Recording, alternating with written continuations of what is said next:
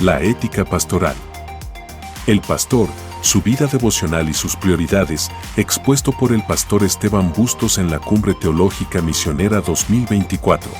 Mis hermanos, qué bendición poder escuchar la lluvia, saber que nuestro Señor es tan misericordioso que sabe que necesitamos la lluvia y por eso la manda. Y para mí es un privilegio poder estar acá. Como pueden ver, soy quiteño de nacimiento, hijo del pastor Milton, el último de los mohicanos, y el Señor tuvo en su plan el llevarme a vivir a Los Ángeles, California, hace 11 años atrás, por mi hermosa esposa llamada Michelle y mis 5 preciosos varones, que tanto extraño en este tiempo que estoy acá. Pero el Señor ha sido tan bueno porque Él sabía que en este tiempo necesitamos estar acá juntos, escuchando de la palabra de Dios.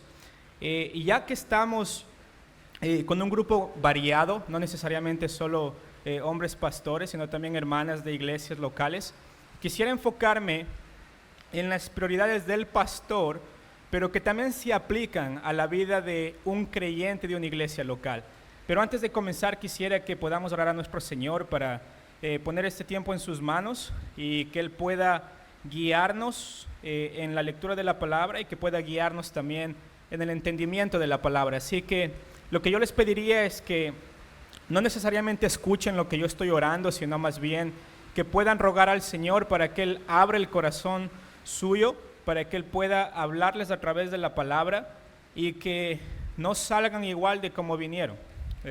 Sabemos que estamos en un proceso de santificación y también necesitamos saber que si el Señor nos trajo acá para ser expuestos a la palabra de Dios, significa que todavía hay cosas del yo que deben desaparecer y que deben ser transformadas para parecerse a Cristo más que a nosotros. Así que en la oración, aunque sabemos que estamos en un contexto de una conferencia, necesitamos reconocer que cada vez que la palabra de Dios es predicada, existe transformación, porque la palabra de Dios es viva y es eficaz. Entonces vamos a cerrar nuestros ojos y vamos a orar a nuestro Señor. Amado Padre, gracias, Señor amado, por la hermosa oportunidad de venir con mis hermanos y hermanas delante de usted, Señor amado, bajo su autoridad, Señor y Dios. Y rogamos, Señor, que a través de este tiempo nuestros corazones, Señor amado, estén humillados, nuestros corazones, Señor y Dios, estén contritos, que nuestros corazones, Padre Celestial, reconozcan la necesidad que tenemos de Cristo Jesús, la necesidad que tenemos de crecer como creyentes, la necesidad que tenemos de entender, Señor amado, que estamos en un proceso de santificación, que el que comenzó la buena obra en nosotros la seguirá perfeccionando hasta el día de Cristo. Y por lo tanto, Señor amado, esta tarde rogamos de humildad. Rogamos, Señor y Dios, de humildad para este corazón orgulloso. Rogamos, Señor amado, de humildad para este corazón que es engañoso más que todas las cosas, que nadie lo conoce realmente sino solamente usted, Señor Dios. Y por lo tanto ruego, Señor y Dios, que en este tema tan importante como es el de las prioridades de un pastor, que, Señor amado, podamos realmente en nuestro corazón ser humildes para recibir su palabra con esa buena tierra, Señor y Dios, la cual va a dar fruto. Que podamos, Señor amado, tener nuestra mente atenta en medio del cansancio. Sabemos, Señor y Dios, que muchos de nosotros venimos de muy lejos. Sabemos, Padre, que muchos de nosotros tal vez recién salimos de trabajar en la noche, en la madrugada. Pero, Señor amado, le ruego que usted, Señor y Dios, pueda abrir nuestro entendimiento. Que usted pueda iluminar nuestra cabeza, Señor amado. Pueda iluminar nuestro entendimiento para que la palabra que escuchamos esta tarde no se quede vacía, no se quede solamente como palabras que resonan en nuestras orejas, sino que puedan realmente, Señor amado, ser entendidas. Y Padre, que después de ser entendidas, Señor amado, puedan ser aplicadas. Por favor, Señor y Dios, denos la gracia de poder escuchar su palabra, entender su palabra y después aplicar su palabra, Señor amado. Por favor, Señor y Dios, estamos bajo su autoridad y por favor permítanos como criaturas venir delante de usted y más que criaturas como hijos suyos, Señor amado. Por favor, Señor y Dios, hable a través de su palabra, que su Espíritu Santo puede usar esta palabra para su gloria. En el nombre de Cristo Jesús, amén. Cuando pensamos en prioridades, estamos pensando en cuáles son las cosas más importantes que nosotros necesitamos hacer como creyentes. Y creo que en la actualidad nosotros estamos observando, si podemos llamarle tal vez una plaga o un incremento de conferencistas motivacionales, donde tratan de simplemente establecer principios o prioridades para organizaciones o inclusive para iglesias, que sirven simplemente para promover la superación personal o el éxito externo de una organización. Uno de estos es un conferencista que se llama Yokoi Kenji, tal vez algunos lo escucharon, y él decía que existen 3 hábitos claves para desarrollar la disciplina en la vida de una persona. 3 hábitos claves para desarrollar la disciplina en la vida de una persona. La primera es la organización. Él dice que cada cosa en el hogar debe tener su lugar. La segunda es la limpieza.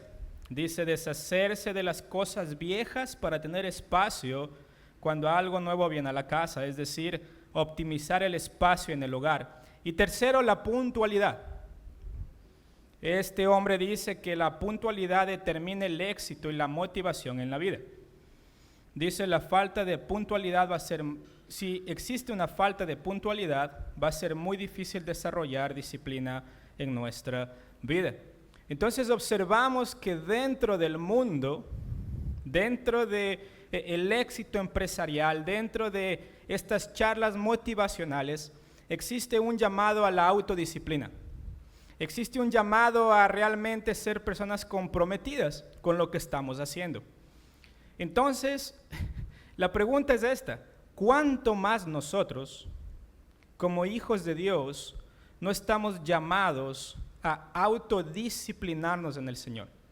¿Cuánto más nosotros, como hijos de Dios, no estamos llamados a disciplinarnos y establecer prioridades que no necesariamente nos hacen exitosos en el mundo empresarial, que no necesariamente nos hacen exitosos en el individualismo de querer progresar y salir adelante en la parte financiera o en la parte del reconocimiento delante del hombre, sino más bien en esta disciplina de que como ministros del Evangelio nosotros estamos llamados a caminar con Cristo disciplinadamente, y no solamente a caminar con Cristo, sino ser un ejemplo para los demás. Ser un ejemplo para los demás. Entonces, si vemos que el mundo trata de establecer principios motivacionales para disciplinarse a sí mismo, ¿cuánto más nosotros? Como hijos de Dios no necesitamos ser disciplinados en lo que nosotros hacemos.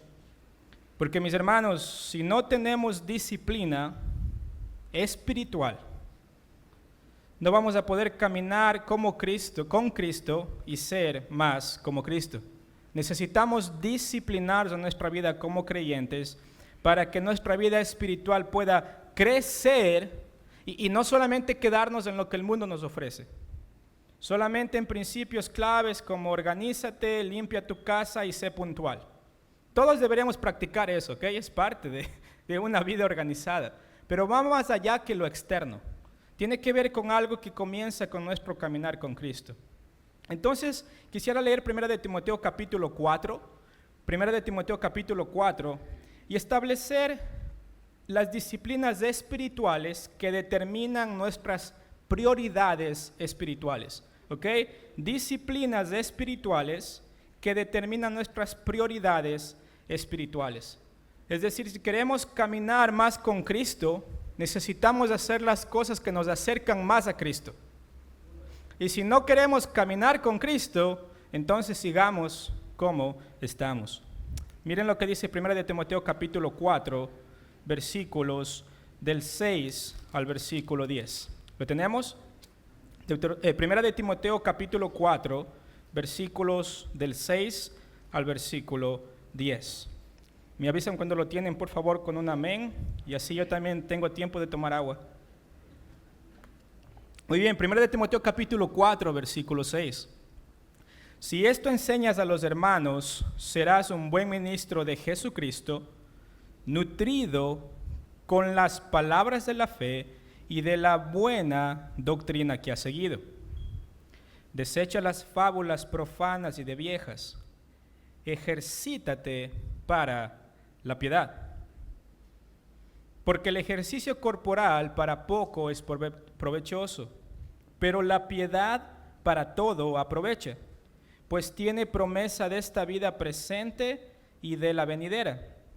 Palabra fiel es esta y digna de ser recibido por todos, que por esto mismo trabajamos y sufrimos oprobio, porque esperamos en el Dios viviente, que es el Salvador de todos los hombres, mayormente de los que creen.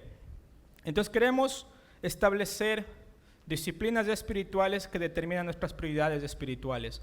Y estas dos cosas tienen que ver primeramente con las disciplinas espirituales de nuestra vida privada y las disciplinas espirituales de nuestra vida pública. Dos cosas simples, nuestra vida privada y nuestra vida pública. Y necesitamos reconocer que como ministros del Evangelio, lo que hacemos en privado va a verse reflejado en lo público. Es decir, tarde o temprano lo que realmente somos va a salir a la luz. Entonces mi propósito es poder establecer estas disciplinas en nuestra vida privada para que así podamos tener una vida pública que honra al Señor. ¿Amén? Muy bien, entonces para darles un poco de contexto de Primera de Timoteo. Primera de Timoteo fue escrito por el apóstol Pablo y Primera de Timoteo se escribe con uno de los propósitos de establecer dirección en la manera que se debía liderar la iglesia en la ciudad de Éfeso. Timoteo es conocido como un joven. Algunos dicen que Timoteo tenía aproximadamente 35, 36 años cuando recibe la carta del apóstol Pablo. Y en 1 de Timoteo capítulo 3, versículo 15 nos dice esto. Miren lo que dice, 1 de Timoteo capítulo 3, versículo 15. Versículo 14 y 15 nos dice esto. Esto te escribo, aunque tengo la esperanza de ir a verte pronto. ¿Para qué? Para que si yo tardo, sepas. Acá tiene que ver con el saber. Es decir, necesitas conocer algo. Sepas cómo debes conducirte en la casa de Dios, que es la iglesia del Dios viviente, columna y baluarte de la verdad. Entonces reconocemos que el libro de Timoteo fue establecido para poner dirección, no solamente a los creyentes, sino también a los líderes de la iglesia. Es decir, a las personas que están a cargo de esta iglesia, específicamente Timoteo, y que si el apóstol Pablo se tardaba a llegar presencialmente, él está recibiendo una carta que le va a demostrar cómo, es decir, la manera de cómo él debe conducirse dentro de la iglesia de Cristo. Y acá lo hermoso es que el apóstol Pablo describe que la iglesia es la casa de Dios, la iglesia del Dios viviente, que es columna y baluarte ¿de qué? De la verdad. Es decir, la iglesia es importante para Dios. Nosotros sabemos que Cristo murió por la iglesia, entonces la manera en que nosotros llevamos a cabo la iglesia es muy importante para Dios. Pero para que la iglesia pueda moverse hacia adelante necesita tener detrás personas que entienden que la manera que Dios quiere que nos comportemos está establecido en su palabra. Entonces, en 1 de Timoteo recibimos las instrucciones que son importantes para que un líder de la iglesia sepa cómo conducirse en los asuntos eclesiales, pero aún también más importante, cómo debe llevar su vida personal. Nuestra vida personal, cómo debemos llevar nuestra vida personal. Y una vez escuché decir al pastor Roberto Sánchez, que lo escuchamos hace un momento, él dice, el hombre de Dios es conocido por lo que él es y por lo que él hace. El hombre de Dios es conocido por lo que él es y por lo que él hace. Entonces este día queremos nosotros enfocarnos en lo que el hombre de Dios debe ser para luego poder determinar lo que el hombre de Dios va a hacer. ¿Amén? Perfecto. Entonces comenzamos con nuestra vida privada. Y quiero llevar su atención a 1 de Timoteo capítulo 4 y voy a comenzar con el versículo 7. El versículo 7. Miren lo que dice el versículo 7. Desecha las fábulas profanas y de viejas. Y acá viene algo muy importante al final del versículo 7. Y aquí viene un mandato en el libro de Timoteo. Y este mandato tiene que ver con ejercitarse ¿en qué? En la piedad. Es decir, tiene que ver con ejercitarse en la piedad. Y acá viene el mandato del apóstol Pablo a la luz de una comparación que él hace. Hace una comparación con el ejercicio físico y el provecho que se puede obtener de este tipo de ejercicio. Entonces, mis hermanos, en nuestra vida privada primeramente debemos reconocer que nosotros debemos ser disciplinados en ejercitarnos ¿para qué? Para la piedad. Y acá es hermoso esta metáfora que utiliza, o este ejemplo que utiliza, el apóstol Pablo, cuando dice, ejercítate para la piedad, y dice acá, ¿por qué? Porque el ejercicio corporal para poco es provechoso, pero la piedad para todo aprovecha. Aquí el apóstol Pablo no está diciendo que no se ejerciten físicamente, sino que está diciendo, si ustedes toman el tiempo para ejercitarse físicamente, necesitan entender que el ejercicio espiritual, el ejercitarse en la piedad, tiene mucho más valor que los frutos que tiene el ejercicio ¿qué? El ejercicio físico. Es decir, yo sé que han visto todos estos físico-culturistas y ahora hay una moda de ir al gimnasio y existe un amor por el ejercicio, un amor por lucir bien externamente, pero lo que el apóstol Pablo dice, lo principal para el cristiano es lucir bien, ¿dónde? Internamente, es decir, en el ejercicio espiritual de la piedad. Y alguien dijo esto, nunca llegaremos a ningún lado en la vida sin disciplina. Nunca llegaremos a ningún lado en la vida sin disciplina. Y el mandato acá en el versículo 7 de ejercítate en la piedad, se utilizaba para hablar de un entrenamiento riguroso sin nada que te estorbe. O sea, un entrenamiento riguroso sin nada que te estorbe. Específicamente, ¿saben qué enfatiza? Enfatiza el entrenarse con el propósito de aventajarte en la piedad. O incluso implica ejercitarte para tener una relación cercana con la piedad. O simplemente puede significar estar cerca de la piedad. El acercarse más a la piedad. Es decir, que tú te estás ejercitando para desarrollar una disciplina en la piedad. Esto es importantísimo para nosotros, porque así como el ejercicio físico tiene su propósito, y es el de mantenernos saludables, el de mantenernos fuertes, el de sacarnos de la pereza de estar sentados muchas veces en una silla horas tras horas durante el día. Pero aún más importante es el ejercicio de la piedad. Y la pregunta es, ¿a qué se refiere la piedad? Porque si nos está pidiendo que nos ejercitemos en algo, es decir, que invirtamos el tiempo en algo, ¿qué significa ese algo? Porque acá específicamente nos dice, ejercítate en la piedad. Y la piedad, mis hermanos, es una palabra muy hermosa, que se describe como lealtad. Se describe como lealtad, o se describe como una reverencia prestada a Dios que se ve reflejada en actos externos de servicio y adoración. Es decir, la piedad tiene que ver con esta cualidad o con esta virtud que nos dice que debemos ser leales a Dios y reverenciarlo de tal forma que nuestras acciones externas son el resultado ¿de qué? De ese ejercicio que está pasando en el corazón, de ese tiempo de invertir en las cosas que nos llevan más cerca de Dios. Específicamente en la palabra tiene que ver con este alto respeto y con esta reverencia por Dios. Este alto respeto y esta reverencia por Dios. Esto es muy importante. Porque cuando ustedes se ejercitan físicamente se ponen una meta, ¿no es cierto?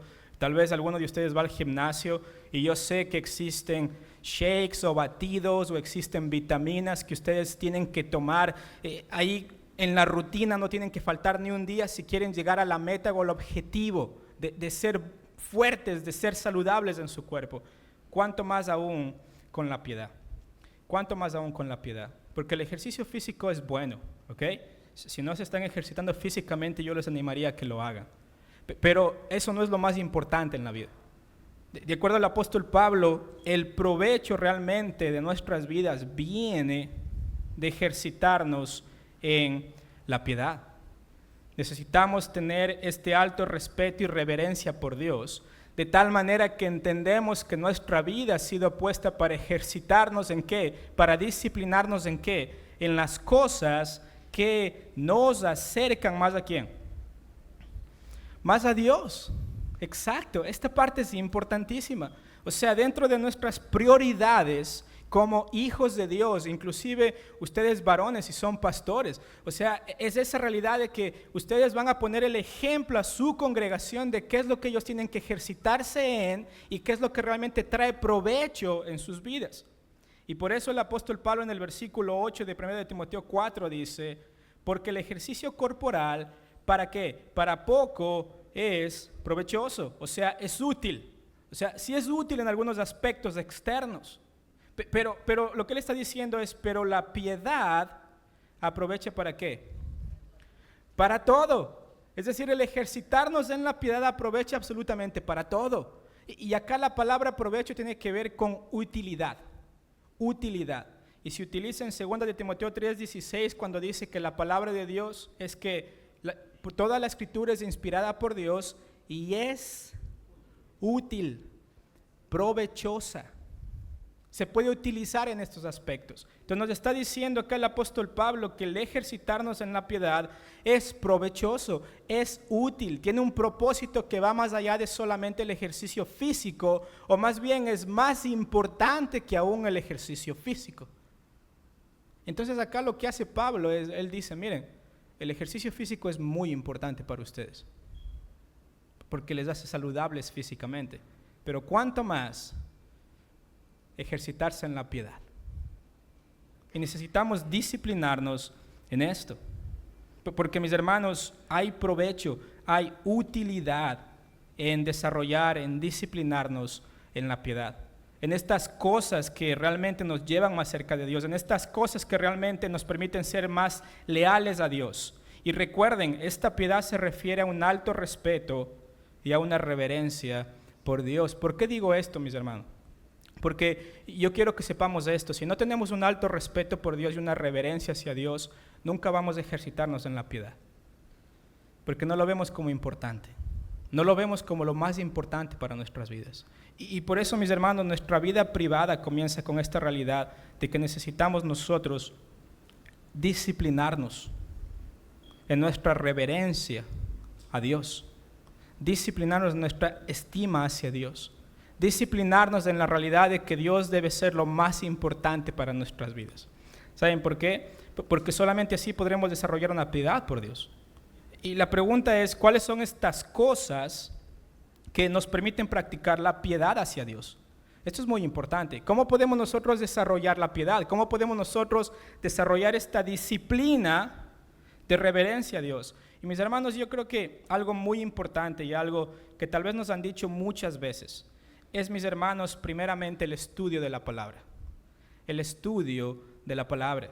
Suena redundante porque tal vez yo sé que han escuchado todo el tiempo esta parte de estudia la Biblia, estudia la Biblia, estudia la Biblia. Pero acá yo creo que en el versículo 7 el apóstol Pablo nos da la clave de por qué para desarrollar una piedad nosotros necesitamos acercarnos primeramente a un estudio serio de la Biblia. Miren lo que dice el versículo 6. Si esto enseñas a los hombres, serás buen ministro de Jesucristo. ¿Y cuál es esa palabra clave que utiliza ahí? Nutrido con las palabras de la fe y de la buena doctrina que has seguido. ¿Cuál es esa hermosa palabra? Nutrido. O sea, alimentado por estas palabras. Si queremos, mis hermanos, ser disciplinados, necesitamos nosotros disciplinarnos directamente en nuestro estudio serio de la palabra de Dios. No podemos poner la palabra de Dios como algo secundario en nosotros si queremos realmente ejercitarnos en nuestra reverencia hacia Dios. Necesitamos disciplinarnos en un estudio serio de la palabra. No podemos ignorarlo. Esto no solamente es para mí como pastor. Esto pertenece a todos ustedes como miembros de una iglesia local, y no solamente como miembros de una iglesia local, sino como cristianos. La característica de un cristiano que se ejercita en la piedad es un cristiano que tiene una disciplina de estudio de la palabra de Dios. ¿Y cómo sucede esto? Yo les quiero dar un ejemplo muy lindo, que es el ejemplo de nuestro querido Esdras. Esdras. Si ustedes recuerdan, en Esdras capítulo 7, vengan conmigo por favor. Esdras capítulo 7. Esdras nos da la clave de cómo nosotros podemos realmente disciplinarnos en un estudio serio de la palabra de Dios. Esdras capítulo 7, versículo 10. ¿Quién era Esdras? ¿Lo recuerdan? Era un sacerdote. Era el encargado de restablecer la adoración verdadera en Israel después que ellos regresan de 70 años de exilio. Y algo muy importante está en Esdras capítulo 7, versículo 10, porque nos demuestra cómo nosotros podemos desarrollar una disciplina en la palabra de Dios. ¿Lo tenemos? Esdras capítulo 7, versículo 10. ¿Lo tenemos? Miren lo que dice. Porque Esdras, ¿qué había hecho? Había preparado su corazón, ¿para qué? Para inquirir la ley de Jehová y para cumplirla y para enseñarla en Israel sus estatutos y decretos. Entonces, mis hermanos, ¿qué es lo principal para que podamos nosotros desarrollar una disciplina en la piedad? Ejercitarnos en la piedad. Muy bien, preparar nuestro corazón. Es decir, existe un objetivo, existe una prioridad, existe algo firme, algo que necesitamos establecer, algo que necesita una preparación intensa que tiene un objetivo en la mente. Algo, mis hermanos, que establece una dirección o una guía. ¿Y cuál es esta guía que nosotros tenemos que darle al corazón? ¿Cuál es esta guía? Es realmente preparar nuestro corazón firmemente para llegar al objetivo de ¿qué? De estudiar la palabra. ¿Entendemos esto? O sea, a veces, yo no sé si les pasa, pero a veces nuestro corazón desea algo tanto. Por ejemplo, cuando yo vengo a Ecuador, a visitar a la familia, mi corazón desea un helado de Salcedo. ¿No se imaginan? O a veces simplemente ir a la tienda y tal vez comprarme una Coca-Cola con pan, ¿no? Como hacía cuando estaba creciendo en la escuela. O sea, son deseos del corazón que cuando vengo de Estados Unidos, yo tengo el objetivo, honestamente, y me pongo en el corazón esto y yo digo, voy a la tienda y voy a comprarme lo que tal vez no podía comprarme de pequeño o lo que extraño de comer acá, un seco de pollo. O sea, hay un disfrute no solamente en la parte física, sino estoy disfrutando también en esta parte de mi deseo, de que realmente anhelo esto de tal manera que cuando vengo acá, sí, quiero ver a mi familia como lo más importante de mi visita, pero hay un deseo en mi corazón de buscar esto. Y con este ejemplo tan simple, y digo simple porque no se asemeja en nada al deseo que nosotros necesitamos tener de buscar y de establecer dirección en nuestro corazón para estudiar la palabra de Dios. Necesitamos establecer una dirección en el corazón para estudiar la palabra. Y Esdras lo hizo. Y no es simplemente un estudio superficial. No es solamente un estudio de leer la Biblia y después decir, bueno, ya cumplí, check mark, nos vemos la siguiente semana, Dios, o nos vemos mañana a las 7 de la mañana. Sino, mis hermanos, dice acá que existe un deseo de indagar, un deseo de investigar, un deseo de estar atento y de buscar con cuidado. Esa es la idea. O sea, es un deseo de invertir el tiempo de tal manera que aunque hay cosas que yo sé que son importantes, son secundarias a la realidad, de establecer una dirección en mi corazón de buscar la palabra de Dios. Es como ese deseo de cuando están ustedes en el altar, ¿no es cierto? Y el pastor dice, aceptas tal como tu esposa. Solamente estamos esperando eso para decir que acepto. Porque hay una expectativa, hay un deseo en el corazón de que he estado esperando este momento por muchos años, he estado orando al Señor por este momento por muchos años. Entonces existe ese deseo y esa dirección del corazón, algo firme y establecido. Pero no solamente estudiarla, sino también que el versículo nos dice practicarla, ¿no es cierto? Hay una disciplina ahí. Hay una disciplina de no solamente leer la Biblia, sino de practicar la Biblia. Y Esdras la tenía. Nos dice acá que Esdras preparó su corazón para inquirir la ley de Jehová y para cumplirla. Esto es muy importante. O sea, practicar la Biblia. ¿Cómo realmente sabemos que entendimos algo? Cuando lo practicamos. Es decir, es interesante, pero Efesios nos dice, ¿no es cierto? Maridos, amad a vuestras mujeres como el Señor ama a su iglesia, ¿no es cierto? Y se entregó a sí mismo por ella. ¿Cómo sé que el marido entendió la palabra? No porque me lo dice, sino porque empieza a amar a su esposa con actos concretos externos. O sea, no solamente se le queda en la cabeza como un deseo del corazón y nunca se concreta en acciones, sino que vemos que existe una congruencia entre lo que decimos estudiar y lo que decimos creer con lo que estamos practicando. Eso es disciplina. Eso es disciplina espiritual. O sea, el saber que la palabra que ha sido predicada necesita ponerse en práctica.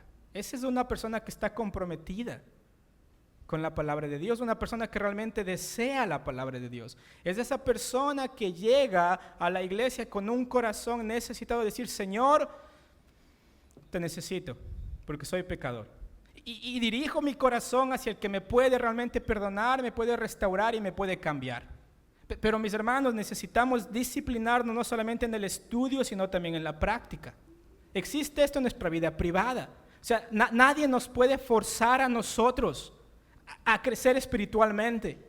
Esa es una decisión del corazón nuestro, de una disciplina de acercarnos a la palabra. Yo no puedo forzarles a ustedes a acercarse al Señor. Ese debe ser algo que está en su corazón, porque ustedes ven a Dios como lo más importante para sus vidas y ven la palabra como la única norma de fe y práctica para sus vidas.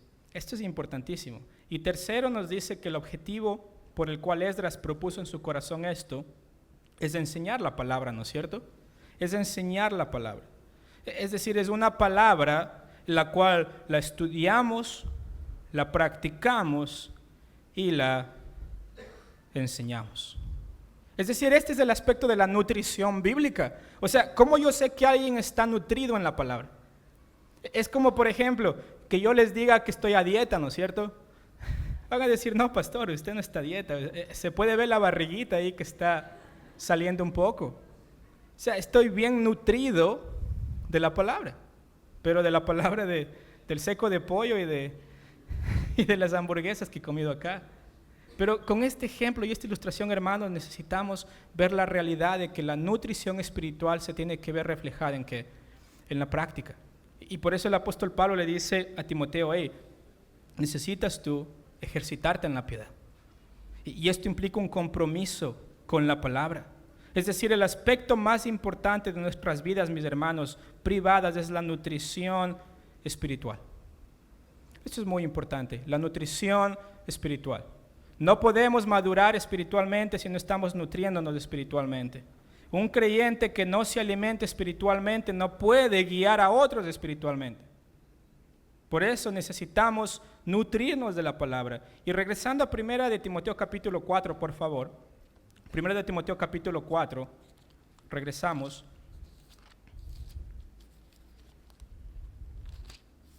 Yo creo que hay algo muy importante porque nos habla de algunos aspectos de esta nutrición. Miren lo que dice acá en 1 de Timoteo capítulo 4. Dice acá en el versículo 6, ¿no es cierto? Dice acá, si esto enseñas a los hermanos, serás buen ministro de Jesucristo. Y dice acá, nutrido con las palabras de la fe y de la buena doctrina que has seguido. Acá es muy importante, pero la palabra nutrido nos habla de un aspecto continuo de nutrición, ¿ok? Nos habla de un aspecto continuo de nutrición. O sea, no nos habla de la gula, no nos habla de ese hecho de simplemente saciarnos un día tanto que vamos a explotar y luego decimos, bueno, para mañana ya guardé, porque ya leí tanto de la palabra que mañana voy a tomarme un break. No se trata de ese aspecto de solamente hacerlo simplemente un día sí, un día no, sino habla de una continuidad de nutrirnos de la palabra todos los días. Y por eso, en 1 de Pedro capítulo 2, versículo 1 y 2 nos dice esto: desechando pues toda malicia, todo engaño, hipocresía, envidias y todas las detracciones. Y acá viene esta parte: desead como niños recién nacidos, ¿qué? La leche espiritual no adulterada, para que por ella crezcáis para salvación, si es que habéis gustado la benignidad del Señor. O sea, este aspecto nutricional de la palabra es algo continuo. Es algo continuo. ¿Ok? Hay etapas de nuestra vida que a veces dedicamos al Señor más cuando estamos en problemas, pero cuando estamos, entre comillas, bien, ¿qué hacemos?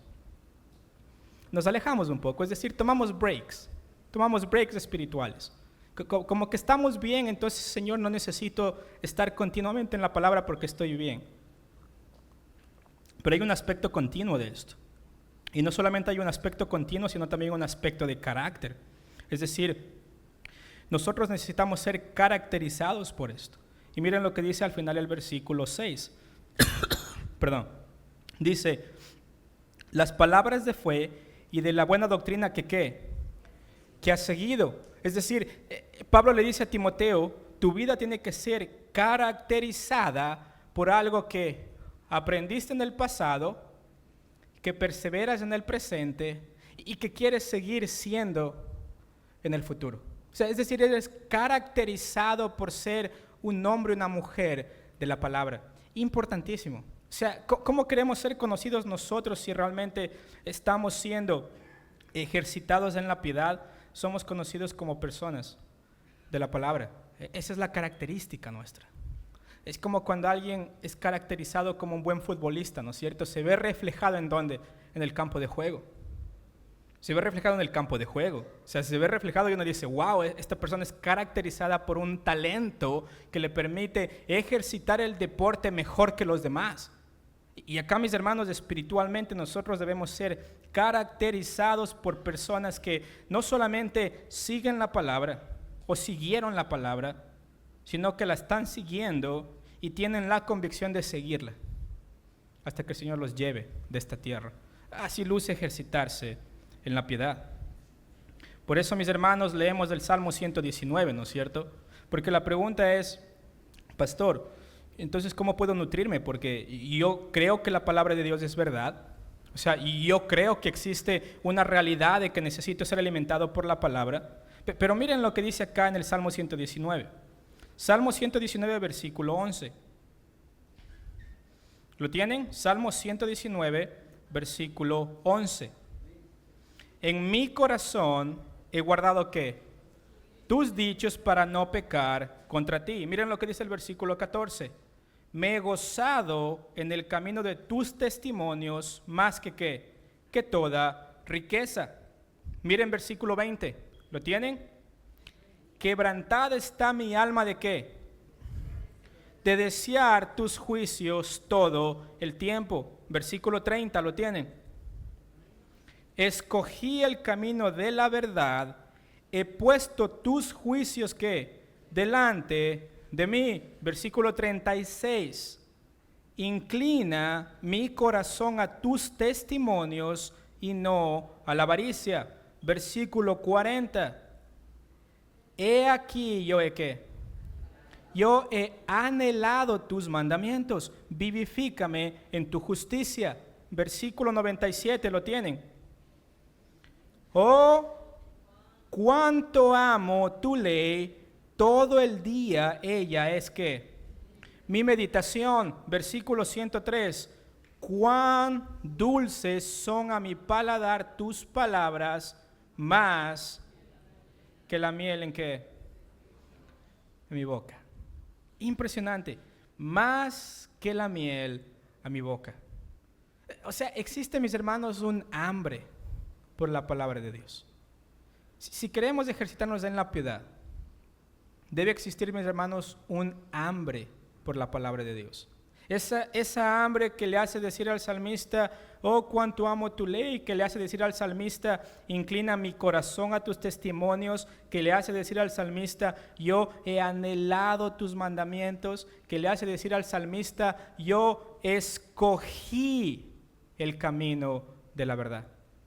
Es decir, hay un hambre verdadera por la palabra de Dios. En la antigüedad los cristianos solían ser conocidos como la gente del libro.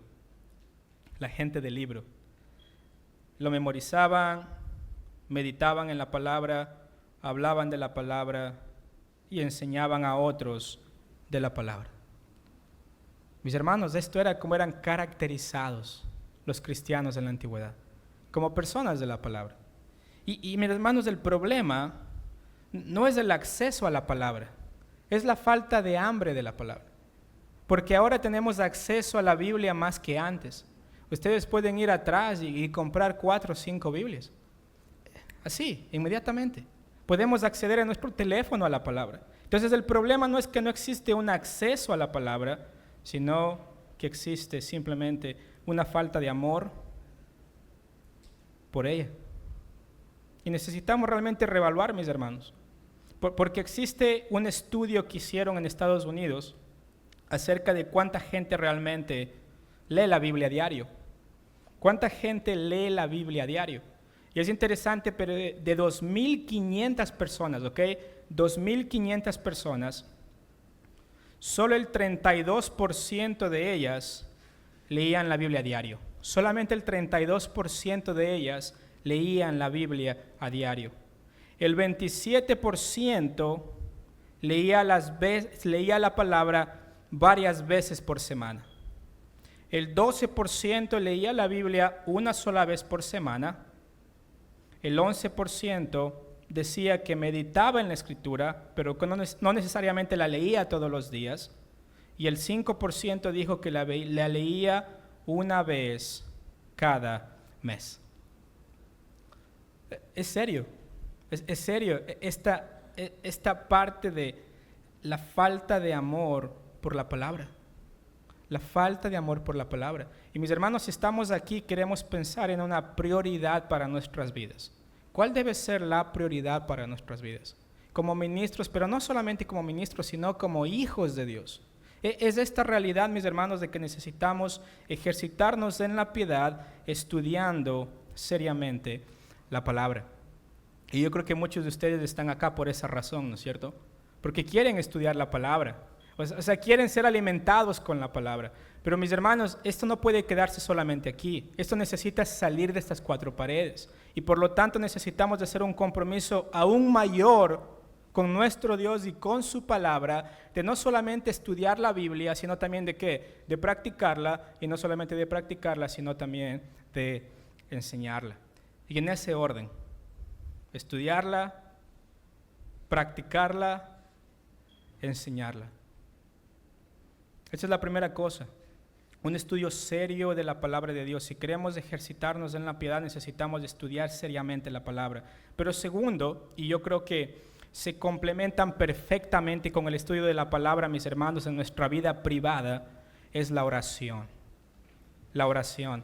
Y esta parte yo creo que necesitamos trabajar más, yo creo, dentro del mundo cristiano en esta prioridad de la oración, porque un comentarista dijo, la oración perfectamente complementa el ministerio de la palabra. La oración perfectamente complementa el ministerio de la palabra. Es decir, un creyente que no ora nunca va a tener como prioridad su Biblia. Y a veces decimos, ¿por qué me falta amor por la palabra? Y es porque nos falta oración. Y miren lo que dice acá, mis hermanos. La oración es la principal expresión de nuestra adoración a través de Cristo Jesús, nuestro Señor. Es decir, antes de ser ministros o pastores, ustedes, varones, nosotros somos creyentes.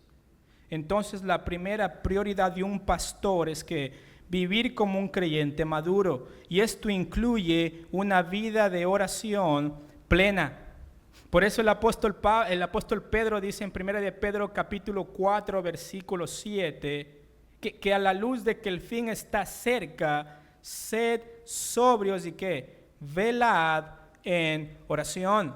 Es decir, sed sobrios y velad en oración. En la iglesia primitiva, en Hechos capítulo 6, versículo 4, los apóstoles dijeron esto: y nosotros persistiremos en la oración y en el ministerio de la palabra. Es decir, las cosas principales que ellos hacían como iglesia era perseverar en la oración y perseverar ¿en qué? En el ministerio de la palabra. Son dos cosas que van juntas. Entonces, mis hermanos, si ustedes no oran, nunca van a poder desarrollar una disciplina de estudio de la palabra. Y si ustedes realmente tienen un estudio, una disciplina de estudiar la Biblia, no van a dejar de orar. Las dos van de la mano. Las dos van de la mano, mis hermanos. En nuestra vida privada, donde nadie nos está observando, mis hermanos. Estas son las dos disciplinas más importantes que debemos tener nosotros como creyentes. Un estudio serio de la palabra acompañado de una oración continua que depende del Señor. Un estudio serio de la palabra acompañada de una oración continua que depende del Señor. Pero mis hermanos, soy honesto con ustedes, yo creo que la oración es la disciplina espiritual más difícil de desarrollar. La oración es la disciplina espiritual más difícil de desarrollar. Pero debemos reconocer que nuestro éxito ministerial depende ¿de qué? De cuánto tiempo nosotros invertimos en oración delante del Señor. Y mi pregunta, mis hermanos, es: ¿cuáles son los estorbos para no orar? ¿Cuáles piensan? Yo creo que para nosotros muchas veces las ocupaciones ministeriales son un estorbo para la oración. Las ocupaciones ministeriales se pueden convertir en un estorbo para la oración. ¿Por qué? Porque tengo tanto que hacer que no me queda tiempo para orar. Tengo que hacer tanto para el Señor que no me queda tiempo para invertir delante del Señor en silencio y poder orar y leer la palabra. Es decir, tengo que visitar a tanta gente que no me queda tiempo realmente de ponerme de rodillas delante del Señor, invertir y decirle: Señor, necesito de ti este día. Señor, necesito estudiar la palabra, no tanto para enseñarla a otros, sino para realmente mi corazón, para lidiar con este yo que está dentro mío, que necesita ser transformado. Y necesitamos orar, mis hermanos, pero debemos tener cuidado de que las ocupaciones ministeriales no sean un impedimento para nuestra vida de oración y para nuestro estudio serio de la palabra. Y yo creo que les entiendo a muchos de ustedes que están en el ministerio, porque tenemos familias, ¿ok? Tenemos familias. Yo, en mi caso, yo tengo 5 hijos, seguramente algunos de ustedes también tienen 6 o 7, pero mis hermanos, uno llega a casa cansado, ¿no es cierto? Y comienza el lunes en la mañana, y uno está ocupado, pum, se acabó el día, ¿no es cierto? Comienza el martes, y se acabó el día, y llegamos el miércoles, y te vamos a la iglesia, y tenemos la oración, y luego llega el jueves, y llega el viernes, y el sermón ni siquiera está: hermanos, buenos días. Y llegamos el viernes y no tenemos nada que decirle a la gente el domingo, y luego llega el sábado en la mañana y estamos ocupados en más ministerio, y llega el sábado en la noche y nos preguntamos: ¿qué vamos a predicar mañana? Ya perdimos. Mejor es llamar y decir: ¿hay alguien que me pueda reemplazar, por favor? Porque esta semana ni oré ni estudié la palabra seriamente para alimentar a otros, ni siquiera me alimenté a mí mismo. Y esto, mis hermanos, hay veces que sucede. A mí me ha sucedido, ¿ok? Soy honesto con ustedes. Las ocupaciones ministeriales a veces se convierten en un impedimento para establecer una disciplina espiritual de orar y de estudiar la palabra seriamente. Necesitamos ser sabios en cómo establecemos nuestras prioridades como creyentes y sobre todo como ministros. No podemos dar a otros lo que nosotros mismos no tenemos, y necesitamos ser sabios en ese sentido. Y mis hermanos, estamos en esa lucha, ¿no es cierto? Estamos en esa lucha. Para nosotros cada semana luce diferente, no sé en su caso, pero para mí aprendí a vivir un día a la vez con el Señor, porque hay tantas variantes en el ministerio, que si uno las planea no salen como uno las planea. Pero mis hermanos, eso nos lleva realmente a depender más del Señor en oración y en estudio serio de la palabra. Debe llevarnos a ello. No llevarnos a la frustración de decir: ya no puedo, sino llevarnos a nuestras rodillas y decir: Señor, dame sabiduría para realmente organizarme bien. Disciplinarme bien con mis prioridades ¿de qué? De estudiar la palabra y de orar. De estudiar la palabra y de orar.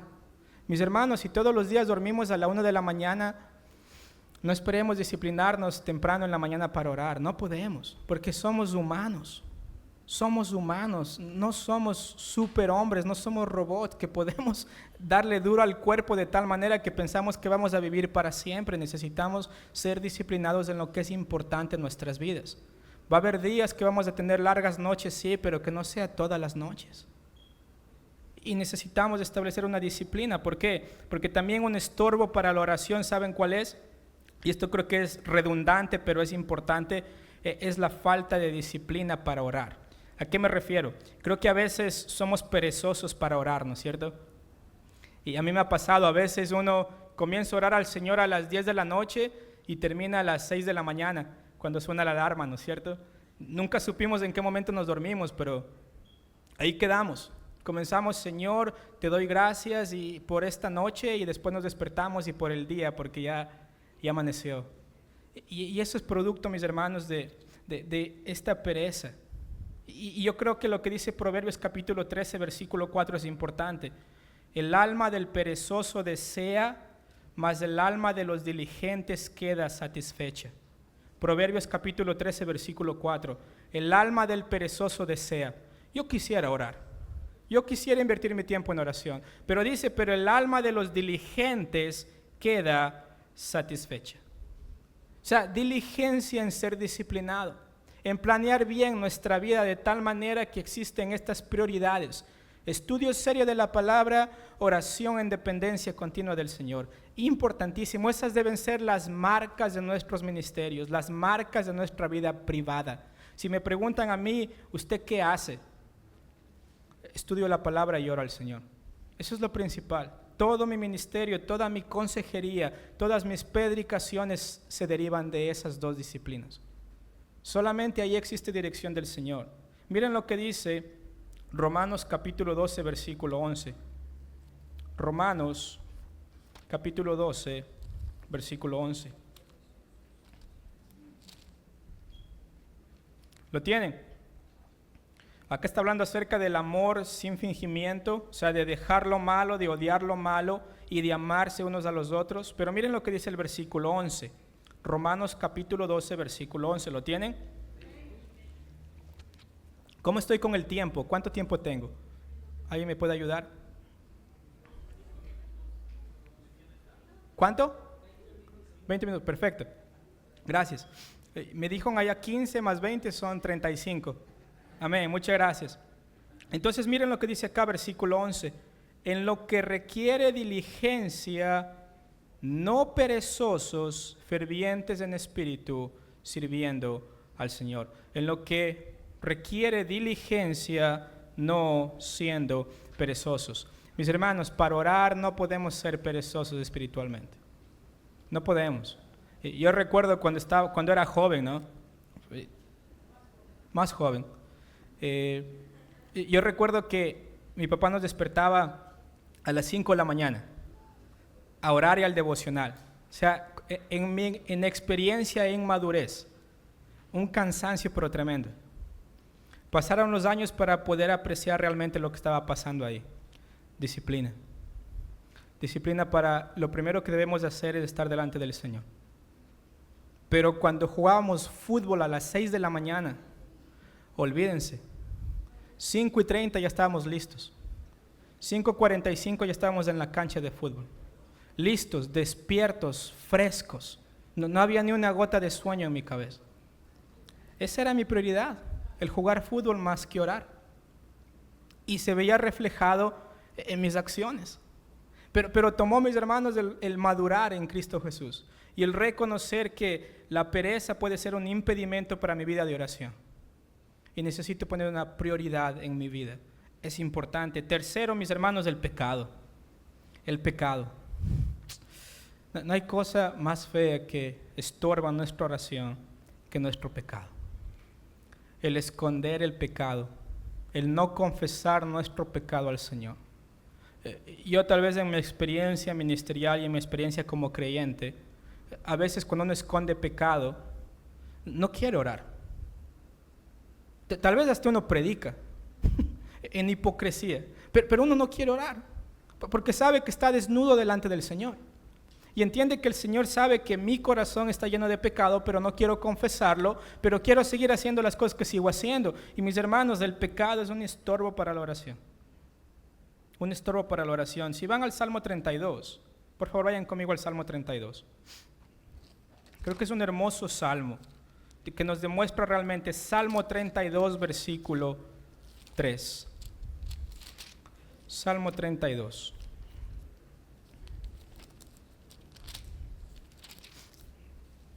Me avisan cuando lo tienen, por favor. Miren lo que dice el Salmo 32, ¿ok? Quiero comenzar desde el versículo 1. Salmo 32, versículo 1. ¿Lo tienen? Muy bien. Dice, bienaventurado aquel cuya transgresión ha sido perdonada y cubierto su pecado. Bienaventurado el hombre a quien Jehová no culpa de iniquidad y en cuyo espíritu no hay engaño. Amén. Gloria a Dios por esto. Pero miren lo que dice el versículo 3. Mientras callé, se envejecieron mis huesos, en mi gemir todo el día, porque de día y de noche se agravó sobre mí tu mano, se volvió mi verdor en sequedades de verano. Esta es la realidad de alguien que calla. O sea, mis hermanos, muchas veces no oramos porque el pecado está morando en nosotros y necesitamos confesarlo. Y por eso en el versículo 5 el salmista dice, mi pecado te declaré y no encubrí mi iniquidad. Dije, confesaré mis transgresiones a Jehová y tú perdonaste la maldad de mi pecado. Y mis hermanos, si hay alguien acá que tiene pecado en el corazón, no confesado esta tarde, y su vida de oración ha sido, pero totalmente destrozada. Y yo creo que es bueno que podamos leer este salmo en nuestro corazón y hacer lo que hizo el salmista. Confesar nuestras transgresiones al Señor, reconociendo que el Señor es fiel y justo, porque si confesamos nuestros pecados, Él es fiel y justo para perdonarnos y limpiarnos de toda maldad. Mis hermanos, hay esperanza para que nuestras prioridades sean establecidas. Y si una de ellas está mal, necesitamos inmediatamente delante del Señor confesarlo y apartarnos y poner las prioridades correctas, mis hermanos, en nuestra vida, reconociendo que nuestra vida privada, mis hermanos, depende de esto. O sea, el ministerio depende de que en nuestra vida privada nosotros establezcamos una prioridad, una disciplina de estudiar seriamente la palabra y de orar continuamente al Señor. ¿Por qué es tan importante la oración? Porque reconocemos nuestra necesidad delante de Dios y reconocemos que nosotros no podemos hacerlo solos, que necesitamos de la habilitación de nuestro Señor para poder hacerlo. Y mis hermanos, seamos honestos delante del Señor esta tarde y yo quiero que puedan tomar un tiempo para simplemente orar al Señor. Y si en su vida ustedes han estado siendo negligentes con estas dos prioridades, mis hermanos, hoy hay gracia, sobre gracia, para perdonarles de parte del Señor. No yo, de parte del Señor. De parte del Señor. Y es tiempo, mis hermanos, de que en nuestra vida privada podamos establecer estas prioridades: el estudio de la palabra y la oración. Amén. Segundo, nuestra vida pública, porque si vivimos en nuestra vida privada con estas prioridades, se va a ver reflejado en nuestra vida pública. ¿Y cómo luce esto en la práctica? Yo creo que luce con una cuestión, primeramente, de cuál es nuestro enfoque ministerial. ¿Cuál es nuestro enfoque ministerial? Es decir, cómo luce la vida de alguien que está viviendo en su vida privada estas prioridades de un estudio serio de la palabra y de oración. Primeramente, yo creo que afecta nuestro enfoque ministerial. Y miren lo que dice 2 de Timoteo capítulo 2, ¿ok? 2 de Timoteo capítulo 2. Versículo 1. 2 de Timoteo capítulo 2, versículo 1. Miren lo que le escribe Pablo a Timoteo. Recuerden que Pablo está a punto de ser sacrificado en 2 de Timoteo y le está dejando a Timoteo estos últimos consejos que van a servir para ayudar a Timoteo a llevar el ministerio de una manera fiel. Y lo primero que le dice en el versículo 1 el apóstol Pablo a Timoteo es esto: tú pues, hijo mío, ¿qué? Esfuérzate en la gracia que es en Cristo Jesús. Esta parte es clave, pero una persona que vive sus prioridades privadas tiene un enfoque de alguien que es esforzado en la gracia de Dios. Esforzado en la gracia de Dios. No es alguien autónomo, no es alguien que hace el ministerio a su manera, es alguien que siempre está esforzándose, no en su propia prudencia, sino está esforzándose en ¿qué? En la gracia de Dios. Importantísimo, es decir, el apóstol Pablo no le dice, haz lo mejor que puedas en el ministerio, o mira lo que haces, pero lo importante es que lo hagas bien, sino que Pablo le dice a Timoteo, esfuérzate en la gracia de Dios, que es ¿en quién? En Cristo Jesús. ¿Por qué? Porque Él es el Señor de la iglesia, no yo. Entonces un enfoque, mis hermanos, de esfuerzo. Miren lo que dice 1 de Timoteo capítulo 1, versículo 12. 1 de Timoteo capítulo 1, versículo 12. Doy gracias a Dios, ¿a quién? Al que me fortaleció, a Cristo Jesús nuestro Señor, porque me tuvo por fiel, poniéndome ¿en dónde?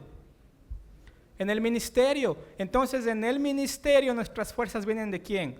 De Dios. Es decir, en nuestra vida pública nosotros debemos ser un ejemplo de alguien que se esfuerza no en sí mismo, sino en la gracia de aquel que lo llamó al ministerio y de aquel que le puso en el ministerio. Importantísimo esta parte. Miren lo que dice 2 de Timoteo capítulo 4, versículo 17. 2 de Timoteo capítulo 4, versículo 17. Cuando el apóstol Pablo está hablando de las personas que lo abandonaron, de las personas que dijeron que eran amigos, hermanos de él, pero lo dejaron, acá el apóstol Pablo pone perspectiva en la vida del ministro. Y al final de su vida, él dice esto, versículo 17, pero el Señor estuvo a mi lado, ¿y qué? Y me dio fuerzas para que por mí fuese cumplida la predicación y que todos los gentiles oyesen, así fui librado de la boca del león. Existe un reconocimiento de que sus fuerzas vienen del Señor y no de sí mismo. Y mis hermanos, ¿cómo luce eso en nuestra vida pública? Como un líder que se esfuerza en la gracia del Señor y que no trata de establecer sus propios pensamientos al hacer ministerio. A veces vivimos en iglesias que dicen, porque el pastor lo dice, así lo hacemos. Y el que dice lo contrario, ahí está la puerta, que se vaya para afuera. Mis hermanos, todos estamos bajo la autoridad ¿de qué? De Cristo. Y todo nuestro esfuerzo tiene que ser en Cristo Jesús, porque Él es el que nos fortalece. Entonces en nuestra vida pública necesitamos esforzarnos en la gracia de Dios. Segundo, miren lo que dice, regresemos por favor a 2 de Timoteo capítulo 2. Porque no solamente existe un esforzarse en la gracia de Dios, 2 de Timoteo capítulo 2, miren lo que dice el versículo 2. ¿Qué dice ahí? Lo que has oído de mí ante muchos testigos, ¿esto qué? Esto encarga a hombres fieles que sean idóneos para enseñar a otros también.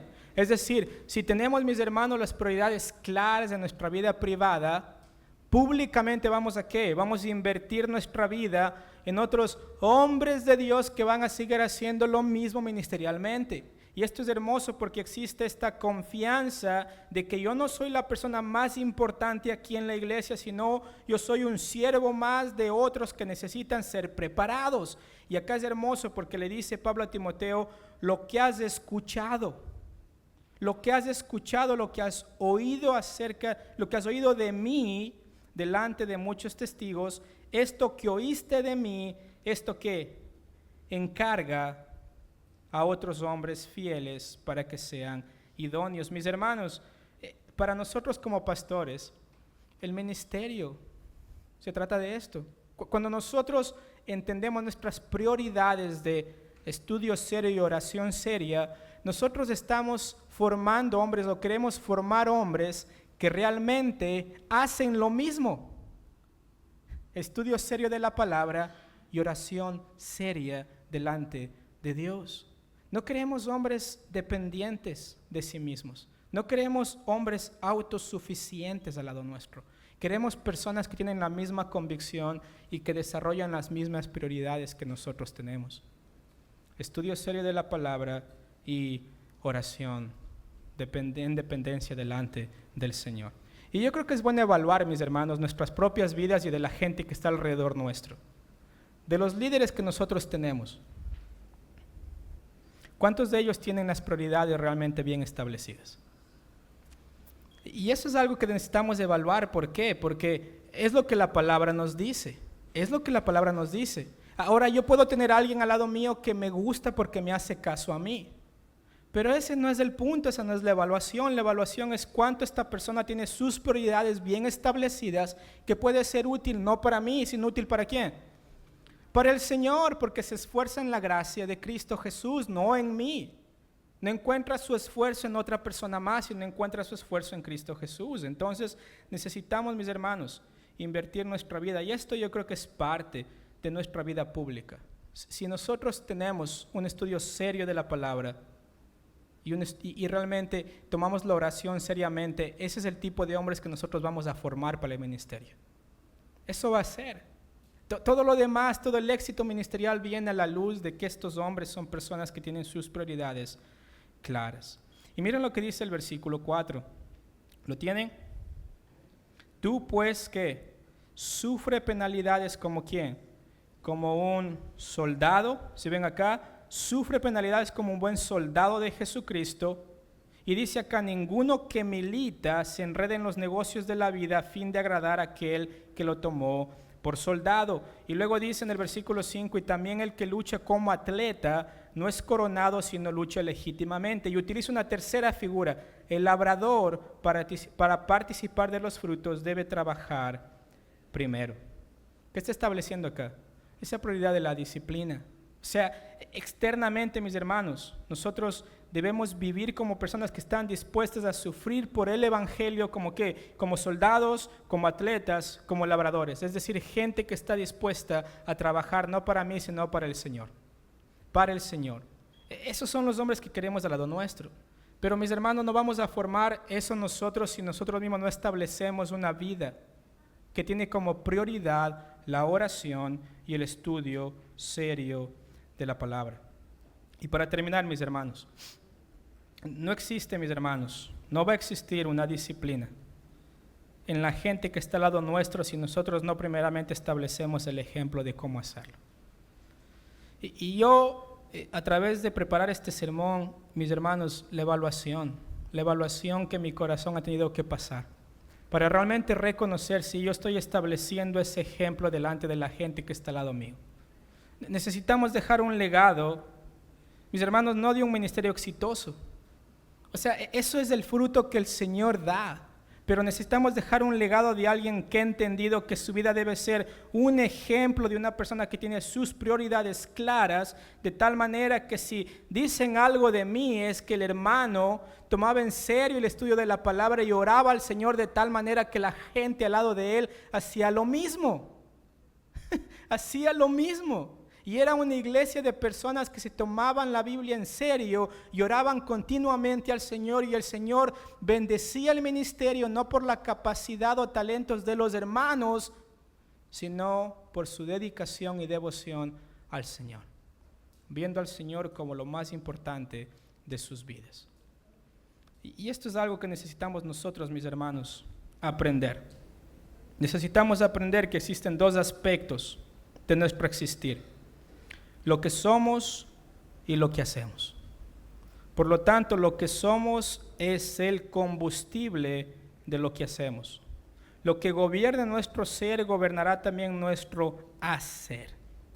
Y por eso, mis hermanos, como creyentes necesitamos establecer prioridades en lo privado para que las prioridades en lo público puedan demostrarse. Necesitamos establecer las prioridades en lo privado para que las prioridades en lo público puedan demostrarse. Es decir, tener un enfoque ministerial de formar personas que practican las disciplinas que nosotros practicamos, oración y estudio serio de la palabra, y que son un ejemplo para la Grey.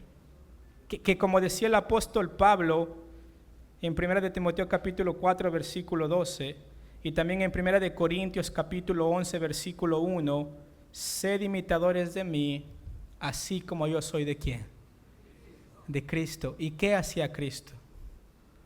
Invertía tiempo en oración y predicaba la palabra del Señor. Hermanos, tenemos una labor por delante que no es una labor fácil. Y por esa razón no es una labor que la hacemos de nuestras propias fuerzas, lo hacemos con prioridades. Y mis hermanos, mi oración es que las prioridades suyas puedan ser estas: estudio serio de la palabra y depender del Señor 100% en oración. Amén.